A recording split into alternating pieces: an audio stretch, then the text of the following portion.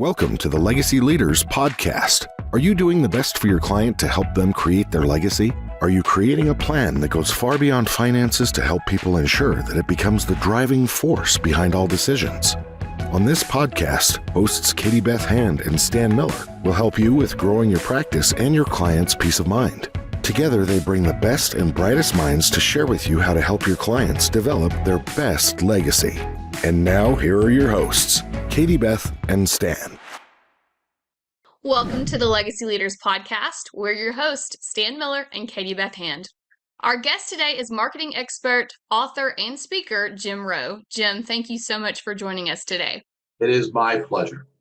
Thank you. So you have a very interesting background. And so before Stan and I jump in with a bunch of questions, I wondered if you would take just a couple of minutes and tell our listeners just a little bit about kind of your history and what led you into the industry where you are now.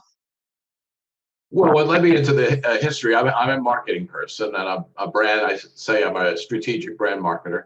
What led me into it is I started out college as a math major and I partied so much freshman year that I couldn't start all over again. So my father suggested marketing when I was 18 and a quarter. So I've been in marketing ever since. And I started out in market research, which was great because in those days that was digital, that had numbers to it. You can improve things.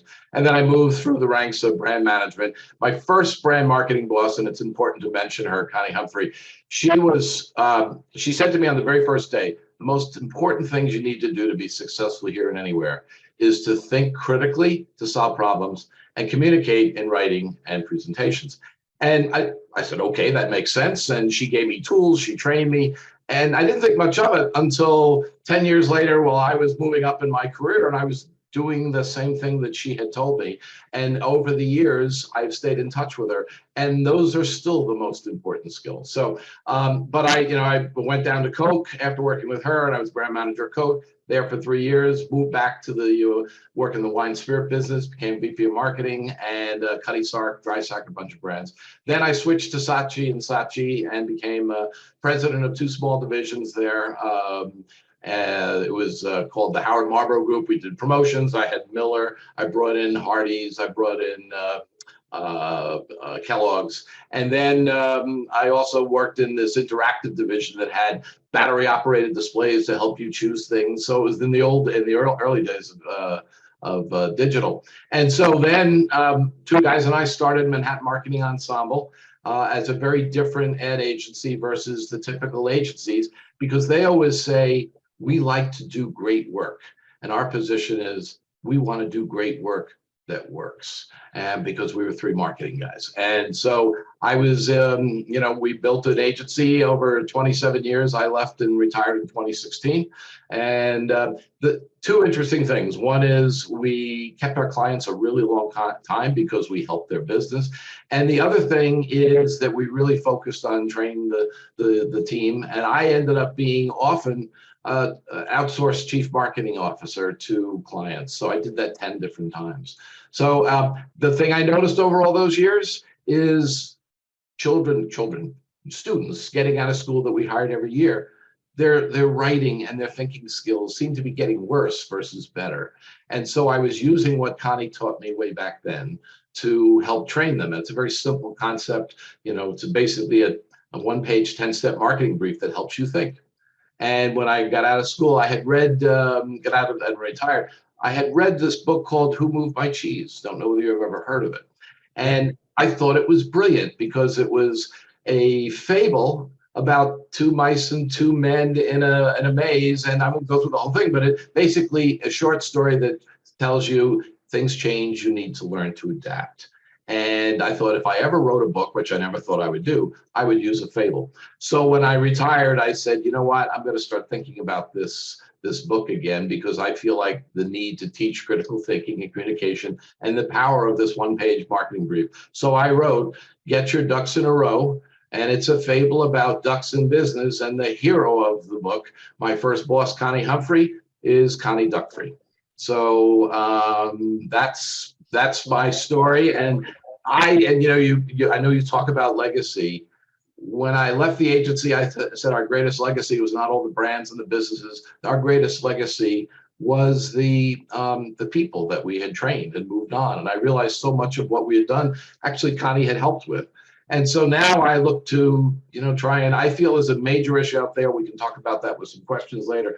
But my job and my focus for the rest of my career is to try and fix this issue with poor thinking and writing and communication skills.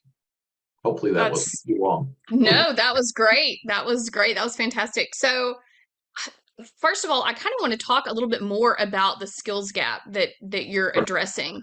I would say, so my background is kind of all over the board. Politics and then ministry and now, legal work and definitely in the business world. And I would say across the board, that is what you're talking about. That skills gap exists in every industry across the board. Would you say that it affects certain industries more than others? Have you worked with different types of businesses? Is there a specific type of business that you tend to help people with?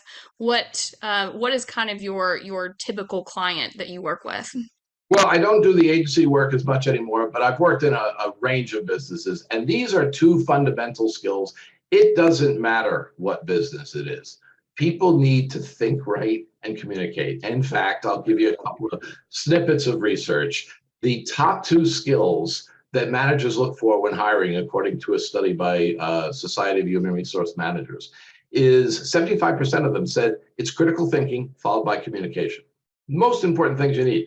Then I found research in 3 different studies that said between 45 and 75% of the managers indicated that the recent grads they hired had poor critical thinking and communication skills. And so that's the skills gap. What's even wilder is that in 2 of those studies, the young grads that work for those companies were asked to rate themselves, and 2/3 to 80% of them said they were totally proficient. So they don't even realize they have these issues. And I think it's a big problem. It goes beyond business. It's in any field. Critical thinking and communication are the most important things you do. And the problem is we don't teach it in the education. Right. And so you've developed, so the goal is for you to really help business owners create a culture of communication. I love that phrase. So can you tell us a little bit about the 4 tools that you use for that? Sure. Well, the first thing I did is I wrote the first book, which is Get Your Ducks in a Row. I originally wanted to call it strategic writing, but the Amazon consultant I had said you should call it business so you get into the business section of Amazon. So I did, but it's really about strategic writing. And really what it is when you're about to talk to somebody, and the beauty of a marketing brief, which we all learned when we were young marketing people, is that you need to first think about, there's 10 steps. And why do you create a brief in the first place? To make it, because the senior person's most precious resource is time.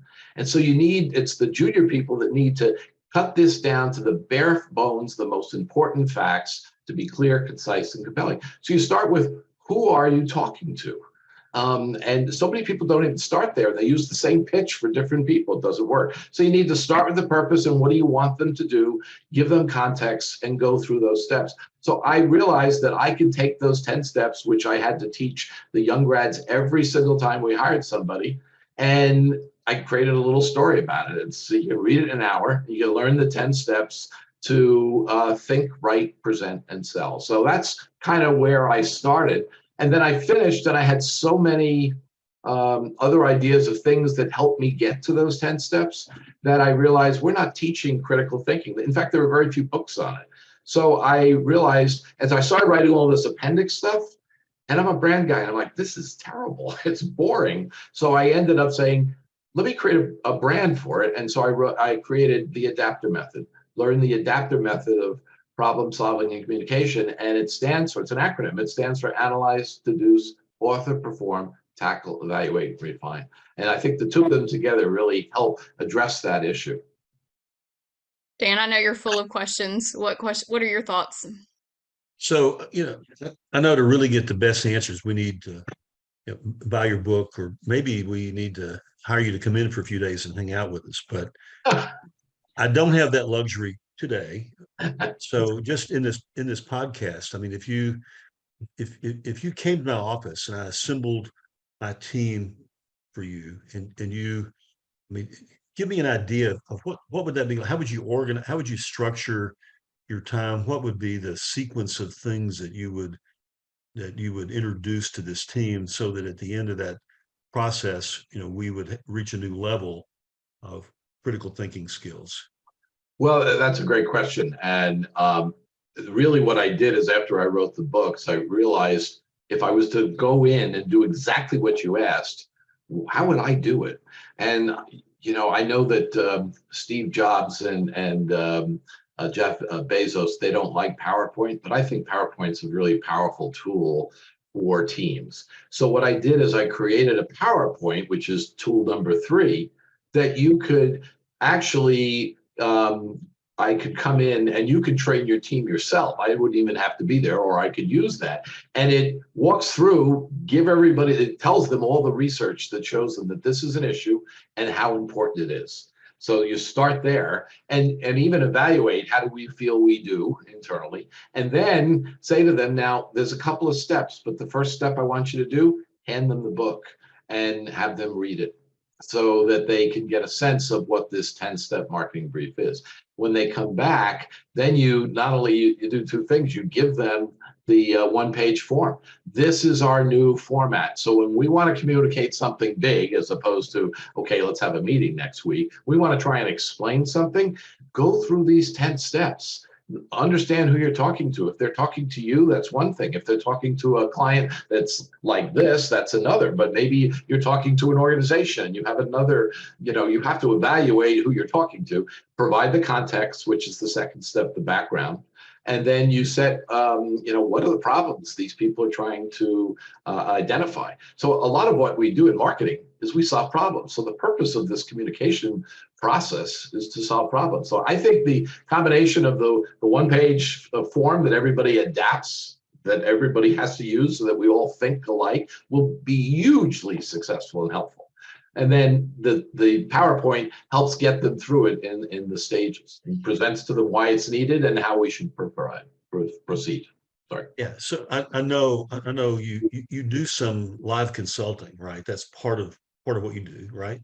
Yes. Yeah. So let me ask you, without revealing names or confidences, can you share some examples of results that you've been able to achieve by getting people focused around this process? What I can do is I just launched this within the last few months, so I don't have that signed up yet. But what I can tell you is that I've been doing this so long that when I go into an organization, I'll put it to you this way. I've been hired 10 times to be the outsourced CMO for companies. And a lot of what I do in the first stage is I analyze their business and then I say to them, let's work around it this way. Of those 10 times, 3 of those people have hired me more than once. And because I go in, and so that's part A. The other thing is, my whole career since I've been on the agency side, my clients constantly are asking me to write, can you write this up for me?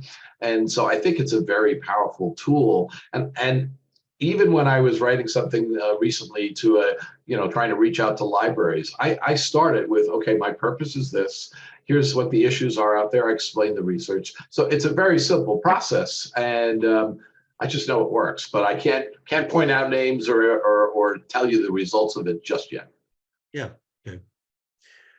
So, why do you think it is that? Do you have a theory about why you think critical thinking skills and writing skills are getting worse, not better?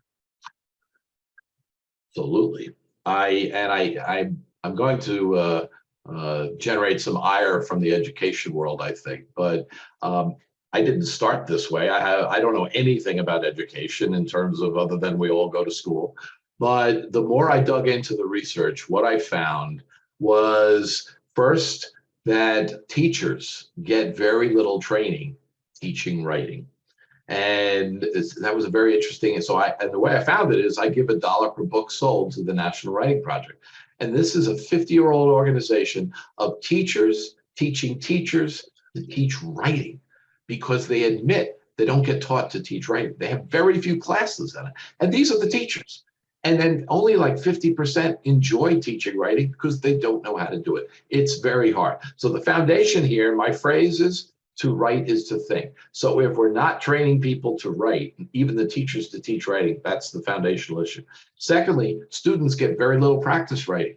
Most of them, they don't do a lot of reports. Their tests are multiple choice, so you get no training, you get no practice. It's kind of no wonder that this isn't working. But then I was like, well, those are almost not causes, but they're part of the problem. What's the thing we're missing? And I believe I found the missing link, because when you start out in grade school, you learn descriptive, expository, and narrative writing. And they're great for learning sentence structure and grammar and vocabulary and punctuation.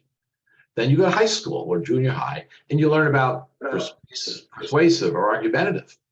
And those are important. They're the beginning of critical thinking.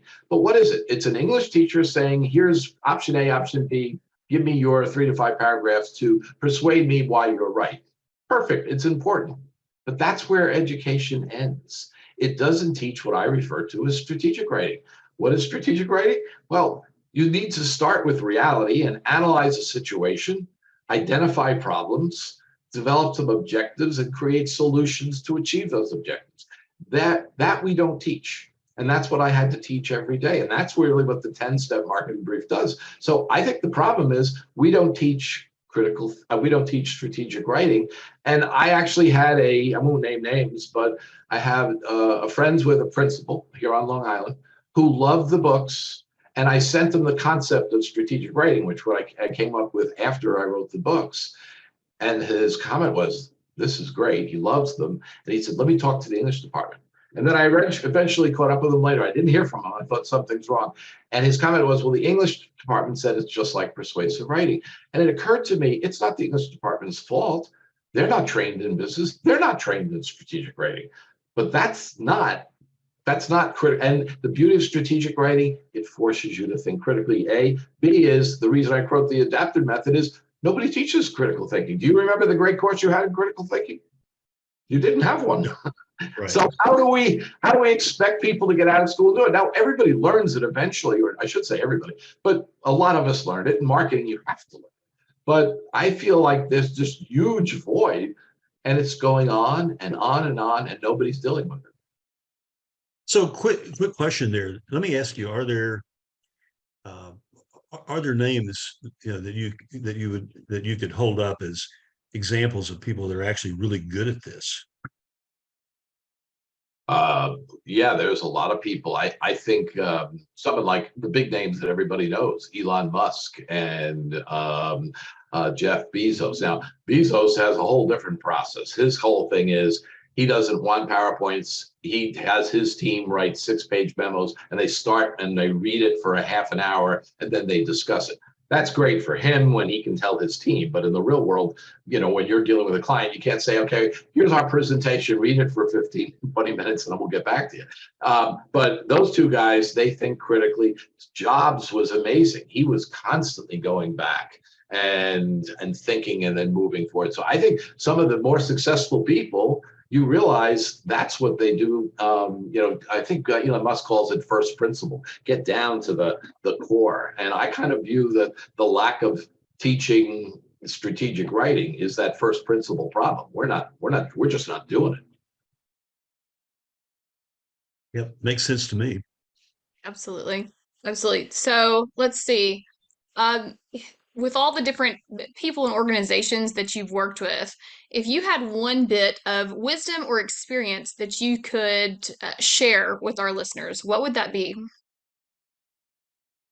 Oh, I would say to you said it before, is to focus on it, make it a priority to create a culture of communication. I think that's some of the numbers that are out there, and it wasn't hard to find the problems with critical thinking communication. Just Inc. magazine had 3 articles.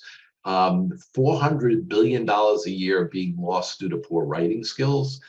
$37 billion being lost due to mistakes, due to poor communication skills. And now the big companies are spending $3 billion to address remedial writing training. So that's a big deal. So if everybody just said, we need to communicate better, and here's a form, here's a format, it's 10 steps, it's frankly, the beauty of it, it's kind of fill in the blanks, and it forces you to think. And then what I preach is get it down to 1 page. The beauty of getting it down to 1 page is, and I'm not a grammarian, and the beauty of Word is it tells me when I spell things wrong and I need a comma somewhere. But my focus is try to be precise with keywords and concise with key phrases. If you focus on that, I love bullet points. Quick, quick, quick. You need that person to look at that thing and in 2 minutes read it and be able to, the senior person, and respond. So I just don't think we teach the basics. I'm a terrible golfer. I'm a guitarist. You learn things. I'm a much better guitarist, as my friends say, than I am a golfer. But you have to have that foundation, and we don't teach that foundation. Absolutely. I think that's my favorite quote so far from you, Jim, is be precise with your keywords and concise with your key phrases. I love that. I think that's a great kind of summary and a great template for a way to think about things. Cool. Lots of wisdom for our listeners. Is there anything that we didn't talk about that you want our listeners to know? Well, where I am now, and as a marketing person, and I can't say I've been selling tons of books. So Amazon, the interesting thing is that the people that need to get better at business writing, they don't know they need to get better at business writing. So they're not looking on Amazon for it. The people that want to get business writing and buy business writing books are typically senior people who already know how to think. And I've read the top 6 business writing books. And they're very tactical, interestingly. They don't tell you they don't use these kind of words. And I thought it was very interesting. They're all good. They're written by very smart people, and they're selling like crazy, much better than my book, but they don't focus there. So what I had to figure out is, okay, so if the people that need it aren't going there, I tried some ads on Facebook and that stuff, and they're kind of looking at it. But what occurred to me, and the reason I decided, well, I'm the only one who's going to be able to sell this. So I hired a speakers agency, which was part of Rob Cosberg. And it's to go out and talk to executives and say to them, it's too hard to get in top down from the organizations. It's really hard to get into education. I don't know how to get into the education world. And they have so many state regulations and all that stuff. That's not going to happen in my lifetime. I'm 68, there's not enough time. But if I can go out and talk to executives, and what I'm saying in the title of my speech is join the mentor movement to fix the missing link in education, costing corporations billions, and frankly, hurting executive growth. So I'm going out, and my goal, I was actually thinking about this morning, is I'm going to, when I'm being paid to speak someplace, I'm giving out a copy of the first book for free. And what I want them to do is I want them to read it, write their name in the top, and pass it along. Give it to somebody that can use it. Connie was such an important part of my life in a funny way, this first boss. I know her still 45 years later, we're still in touch. And, if a good person said, I can make a difference, and with this person, they deserve to know this. They just don't know they don't know it. And give them that book. And then when they finish, ask them to give it to somebody else. That's, to me, it's like, let's just start being mentors and let's try and make a difference. I mean, I'm a businessman, so I'd like to do well. But if I can, you guys talk about legacy. If I can look back and say, I helped put a dent and reduce that skills gap, that's not a bad way to leave the world. That would be a pretty decent legacy, I would say. Sure. Agreed. Well, thank you everyone for listening. This has been the Legacy Leaders Podcast with Stan Miller and Katie Beth Hand. Our guest today was Jim Rowe. For more information on Jim or to access the tools and resources we talked about today, you can visit getyourducksinarow.com, and that's row with an E. We'll also link it for you in the show notes. Jim, this has been so much fun. Thank you so much for joining us today. I appreciate the invite. Nice to meet you both. You've been listening to the Legacy Leaders Podcast with Katie Beth Hand and Stan Miller. For more information on them and the show, please visit pinnaclelegacylaw.com. If you like what you've learned today, do share the program with your friends and subscribe wherever podcasts are found.